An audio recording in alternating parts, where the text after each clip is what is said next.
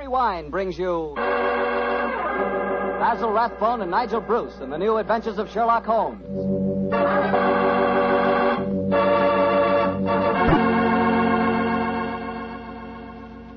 The Petri family, the family that took time to bring you good wine, invite you to listen to Dr. Watson tell us another exciting adventure he shared with his old friend, that brilliant detective, Sherlock Holmes. And say, while you lend an ear to the good doctor, you'll get a lot of pleasure out of a glass of rich, ruby-red Petri California port. Just sit back and sip that Petri port leisurely. There's a wine that's just perfect after dinner. A wine that really goes with storytelling and conversation. Petri port is as rich in flavor as it is in color. And what a flavor. Full, hearty, and delicious. I can't think of a better way to express your hospitality than to offer your friends a glass of good Petri port. Serve that Petri port alone, or serve it with fruit or nuts, or with cake or sandwiches. No matter how you serve it, you can serve that Petri port proudly, because the name Petri is the proudest name in the history of American wine.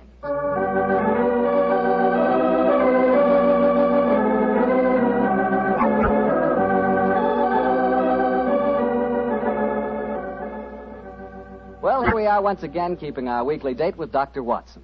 Good evening, Doctor. Good evening, Mr. Bartell. Come in and join me. As you see, the puppies have been keeping your chair warm for you. Here, shove them off. No, Doctor, I don't want to disturb them. They look much too comfortable. I'll sit over here, thanks. There's tobacco in the jar beside you, cigarettes in the box, and some excellent port on the sideboard, so make yourself at home. Thanks, Doctor. Are you all ready with tonight's new Sherlock Holmes adventure? Yes, Mr. Bartell, though I'm afraid after all these years, it's going to be a little hard for me to recapture for you the spirit of the story. Last week you told us that a band of gypsies played a prominent part in the adventure. Yes, they did indeed. And it was amid that colorful atmosphere that my story begins. It was in the autumn of 1890. My old friend Sherlock Holmes had persuaded me to leave the comforts of my domestic fireside for a few days and to accompany him to the tiny village of Bragston-on-the-Marsh in the heart of the Norfolk Fen district. What took Sherlock Holmes up there, Doctor? I'm afraid that at the time we left London, Mr. Bartell, he concealed his true purpose from me, saying only that he wanted friendly companionship and a strong right arm. Not until later did I learn that he was then on the track of one of the last clues that led to the confining of the Moriarty gang.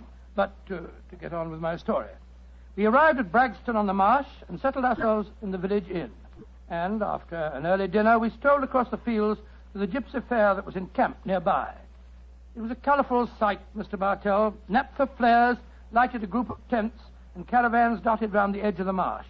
And as gold-earring gypsy girls told fortunes and danced, swarthy gypsy men played on their violins the haunting melodies of their ancestors.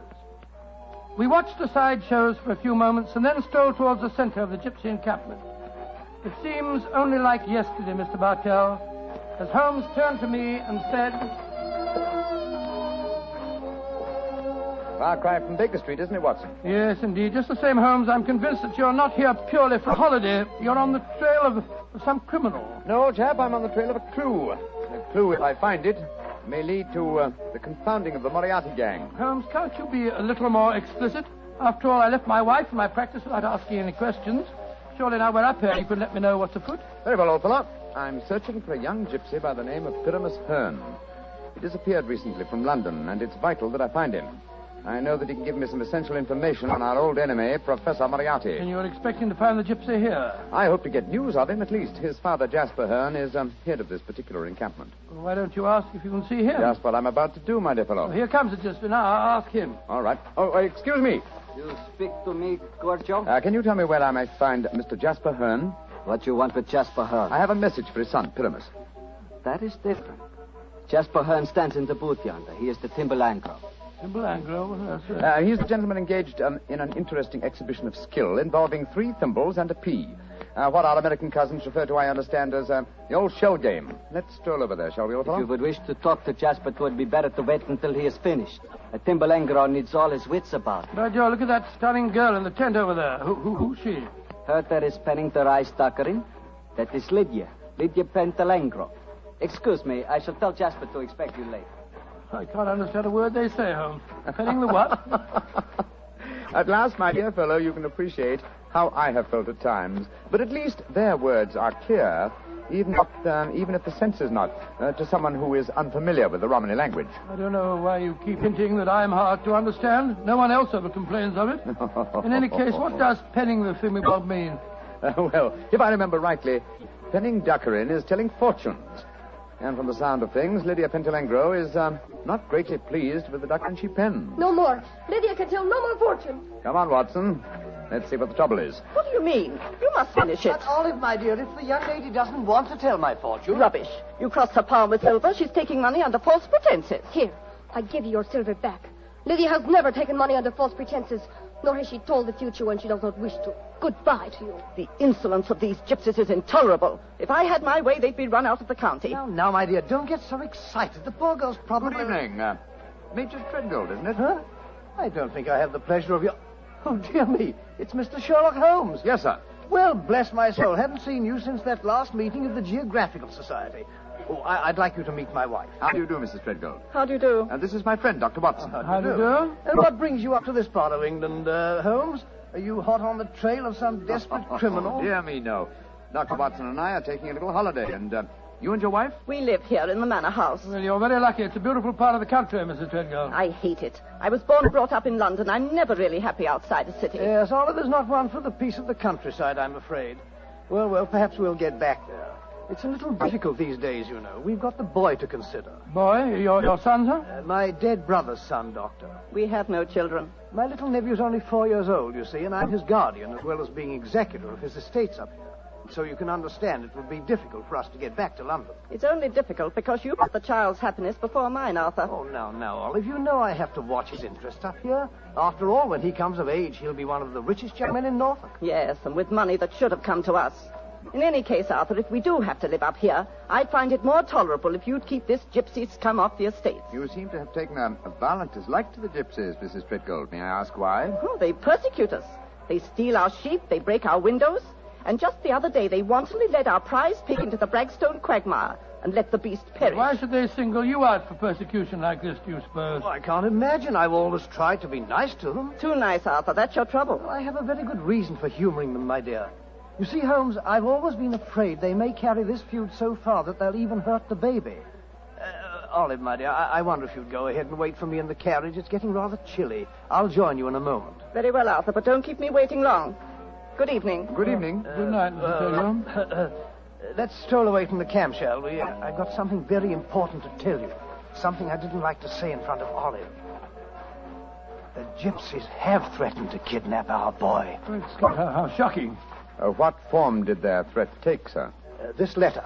I found it pinned on the frame of my dressing room mirror when I went up after dinner tonight. Let me see it, will you, please? Well, what does it say, Holmes? A Romany Rye... A Romany Rye? Won't take your insults forever, Major and Mrs. High and Mighty. Watch out for the Treadgold heir. The Bragstone quagmire would make a nice finishing school for him. Romany Rye? What's that mean? Well, it's their own term, meaning gypsy. Mr. Holmes, what shall I do? Major Treadgold, Great heavens! That shot just missed me. Where the blazes it come from? I can't see a soul. They have come from behind any one of those caravans ahead of us. If you wanted direct evidence, gentlemen, this is it. That is the first open attempt on my life. Holmes, what extraordinary luck for me that you're in the neighborhood. I'll pay you any fee you name to handle this business. It seems to me that this is a job for the police. I don't want to go to them. Oh, why not, sir? Well, I'm afraid that these attacks may stem from some injustice to the gypsies committed by my late brother. If that were so, I wouldn't wish to expose the fact. I want this kept private. What do you say, Mr. Holmes? Very well, sir. I'll accept the case. It shall be kept private, and I promise to do everything in my power to protect the safety of the Treadgold heir. We are staying at the Rose and Crown in the village. Please get in touch with me if there should be any further developments. The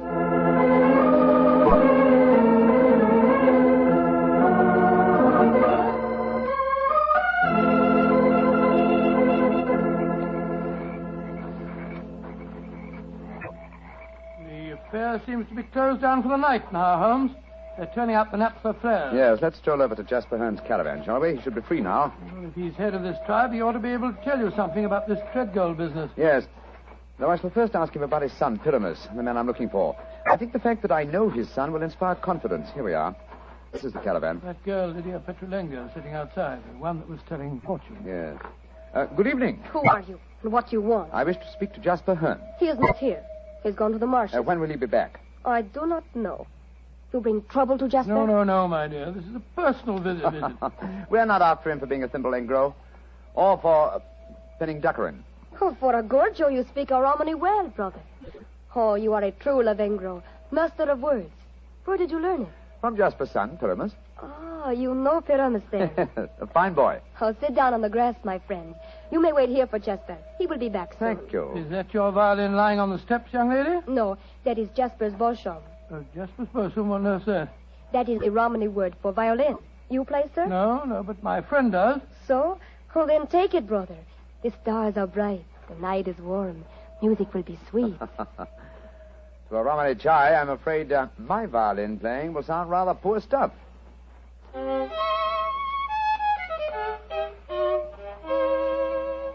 Play on, brother.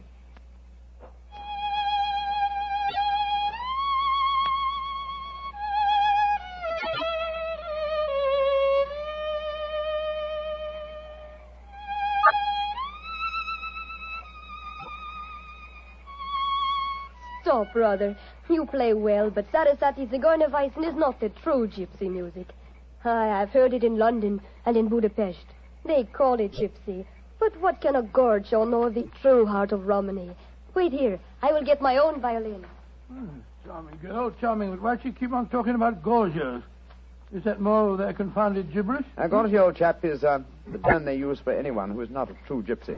Now I will play for you the real gypsy airs. Thank you. I should appreciate it very much. But before you begin, I wonder if I might ask you a question. A friend of Pyramus may ask me any question. What is it? I observed you telling fortunes earlier on tonight. You refused to give a certain gentleman's hand and gave the money back. Did you know who the gentleman was? No, brother. Nor the noisy woman with him. I refused to pen the duckerin because I saw blood and violent death in his hand. Violent death it is soon to come. Violent death? Good Lord. Watson, fellow, I want you to do me a favor. Yes, of course I will. What is it? I must remain here until Jasper Hearn comes back. I should like you to return to the inn. It's more than possible that we may have news from our client before the night is out. I'll be back later. Oh, well, it's nice of you to give me the best job. Good night, Miss Petronino. Good night. And now, please play for me a true Romany air. Very well, my friend. Listen.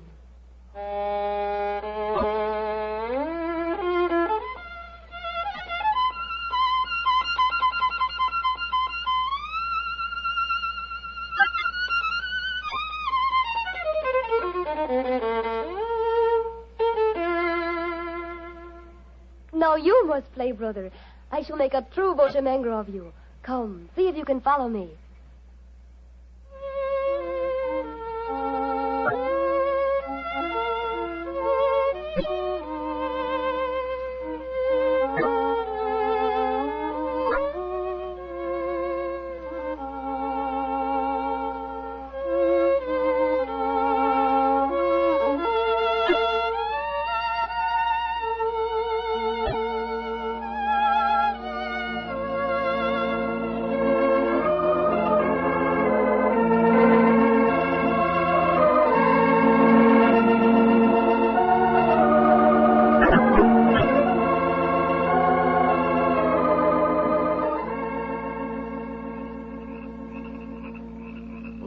You have taught him well. You have made a true Boshemengro of him. He is an apt pupil, Jasper. Well, with such a teacher, it's hard to be otherwise, Mr. Hearn. That is, if one has a spark of music in one's soul. Call me Jasper, brother. You have spoken well of my son. You have taught wisely to me of things that I have not understood. Come, we shall drink wine together underneath the stars. I shall get glasses and a flagon. Jasper has taken a great fancy to you, brother. And I to him. He's a fine man. Chulacombe, Yes, Lydia? may I read your hand, brother? Why, yes, of course. A strange hand, and a beautiful one. A long lifeline, and yet I see sudden death and violence surrounding you. Now, at this moment. And in the future, I see a journey for you, across the seas, within a year. Beware of water that runs in the mountains. Near death will befall you there. More travels, more dangers.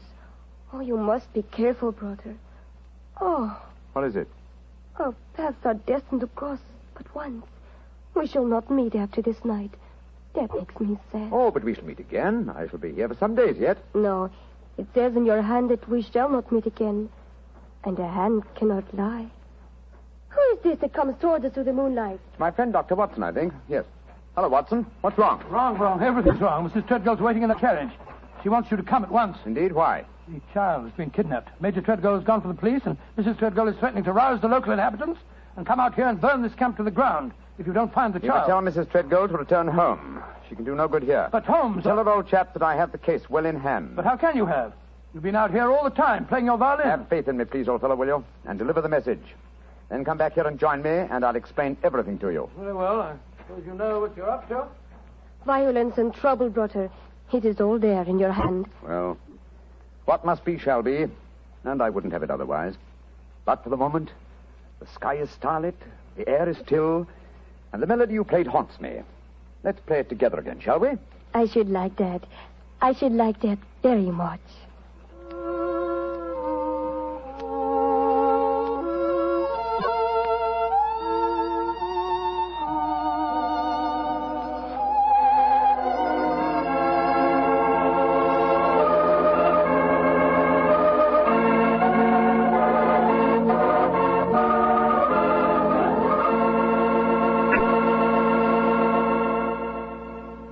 Dr. Watson will continue his story in just a few seconds, during which time I'd like to talk specifically to the ladies, if I may, and tell you about Petri California Muscatel.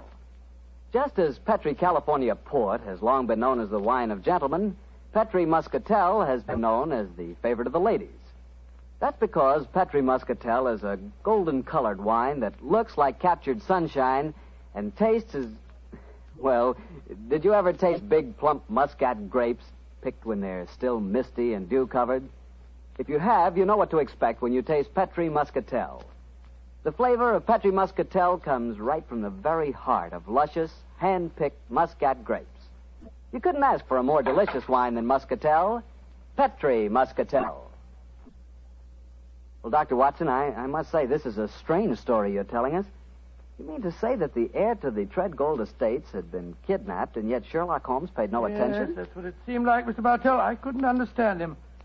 I've never known him to be so indifferent to a case.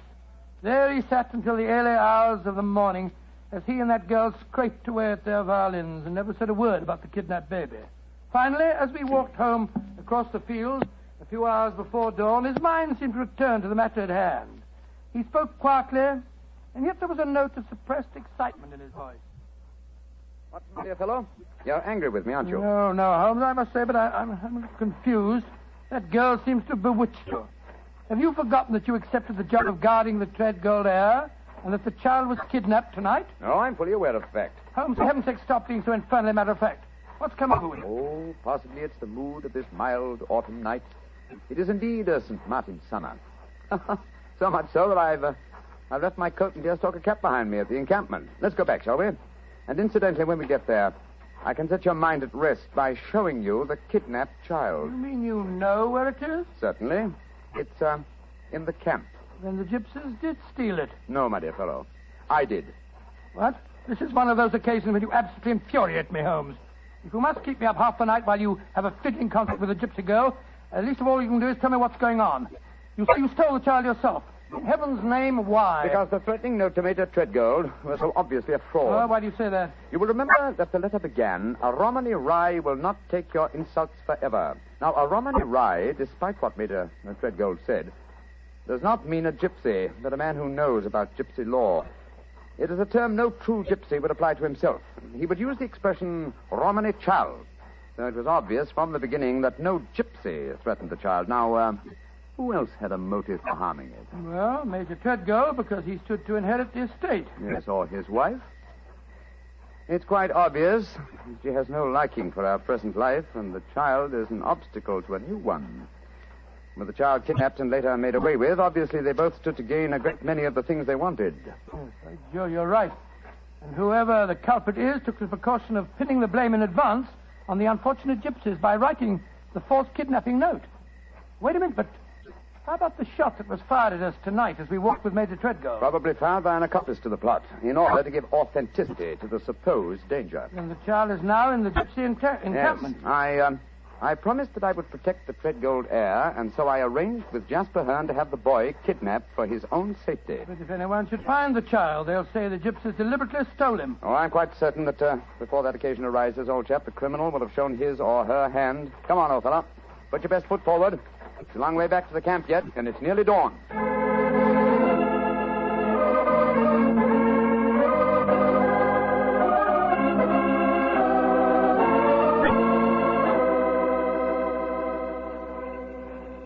Come back, brother. You wish to spend the remainder of the night in the encampment? No, thank you, Jasper. I just came back to my cap and coat. It was so warm tonight, and I forgot about them, and I started to walk home without them. I will find them for you. Oh, we found this message for you soon after you had left. It was pinned to the door of the caravan. I do not know how it got there. I will search for your coat and cap. Another message? What does it say, Holmes? Never trust a Romany rye. Uh-huh. The same mistake again, Watson. Your plans have been betrayed. For proof, meet me at the Bragstone quagmire at dawn. It's a trap, Holmes. Obviously. We must spring it with caution. I cannot find your coat or your cap, brother. It has vanished. Vanished? May I speak to Lydia? That is a strange thing, too. Lydia has gone also. She's gone. Tell me, Jasper, did she read this note? Yes, she did. She could not help reading it. Then she, too, realized it was a trap. She went out in my coat and deerstalking hat to keep the appointment for me. Holmes, we must go after her. Jasper, call out the Romany Childs. There's a devil waiting to be caught in the Bragstone quagmire.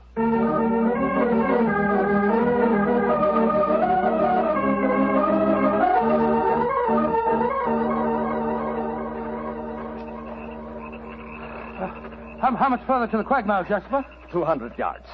No more. There's Lydia. There she is. And she's dressed in my deerstalking hat and coat, walking into the trap that was set for me. Lydia! Lydia! They got her. Look. She stumbled. She's fallen. I'll go to her, Watson. Jasper, get that devil who staged this fiendish plot. I've a score to settle with him. Do not worry, brother. The score will be settled. Follow me, doctor. Right you are. I'm right behind you. Lydia. Sherlock Holmes, I was wrong. We do meet again. Your hand lied to me. Oh, Lydia. You're wounded. What can I do for you? There is nothing you can do, brother. No one can help me now.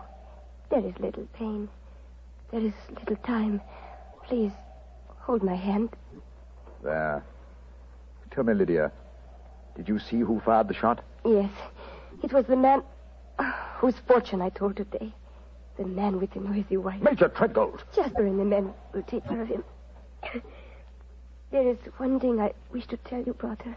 Yes? Our short meeting has brought me happiness. I should like to think I can leave you something so that you will not forget me. I shall always remember you, Lydia. Always. You gave your life for mine. There is one thing of mine that I wish you to have. It will remind you of me. What is it? My violin. It brought us together. I should like you to have it, brother. Lydia. Do not be sad. It is good. My life for yours. You will give help to many people. It is in your hand. Goodbye. Oshimengro.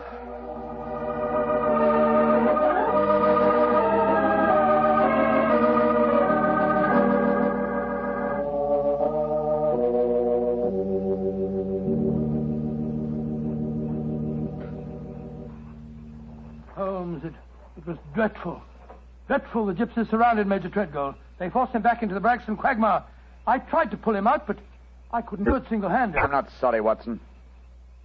Jasper, you know that Lydia is dead? Yes, I know it. The gypsies knew it, too. That is why you were single-handed, Doctor, in your attempts to save the murderer. No Romany child would raise a finger to help him. Yes, I can understand that, but great Scott, man, if you'd seen his face as the quaking mud sucked him under. Lydia's death was less dramatic, but equally moving, I assure you. Sherlock Holmes, I met you less than 5 hours ago. You have saved my tribe from a devilish plot that would have blackened their names. A plot that would have driven them from the countryside. What can I do in return? 2 things. First, tell me where I may reach your son, Pyramus. His address is in this sealed envelope, brother. Thank you. What else may I do for you? As Lydia died, she willed me one gift for remembrance. And what was that gift, brother? A violin. Of course. Here it is. Huh. She told me I might become a true Boshamengro. Let's see if I can recapture the melody once more.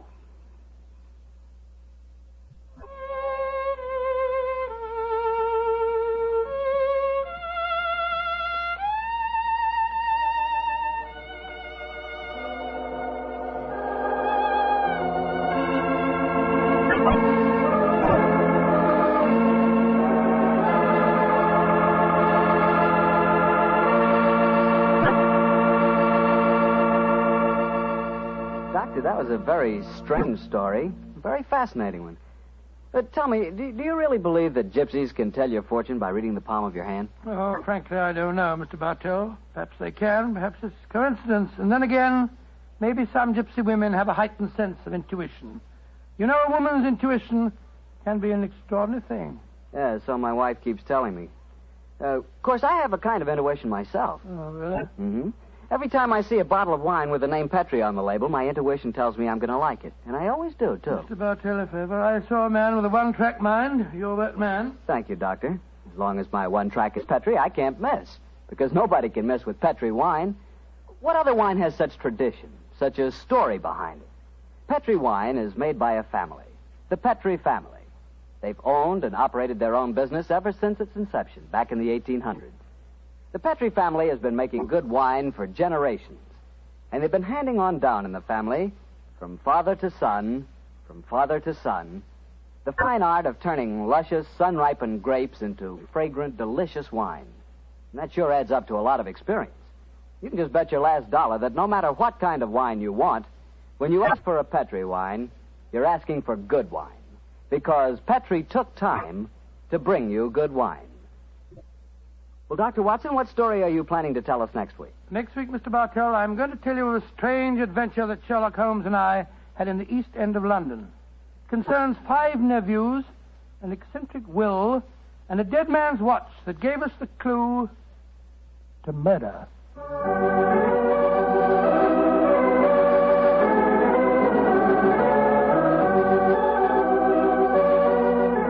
Tonight's Sherlock Holmes adventure was written by Dennis Green and Anthony Boucher and was suggested by an incident in the Sir Arthur Conan Doyle story, The Adventure of the Red Circle. Music is by Dean Fostler. Mr. Rathbone appears through the courtesy of Metro-Goldwyn-Mayer, and Mr. Bruce through the courtesy of Universal Pictures. They are now starring in the Sherlock Holmes series.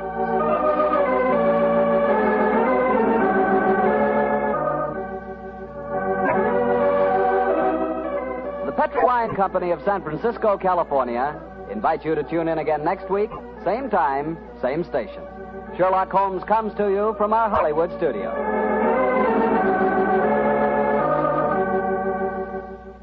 This is Harry Bartell saying goodnight for the Petri family. For a solid hour of exciting mystery dramas, listen every Monday on most of these same stations at 8 o'clock to Michael Shayne, followed immediately by Sherlock Holmes. This is the Mutual Broadcasting System.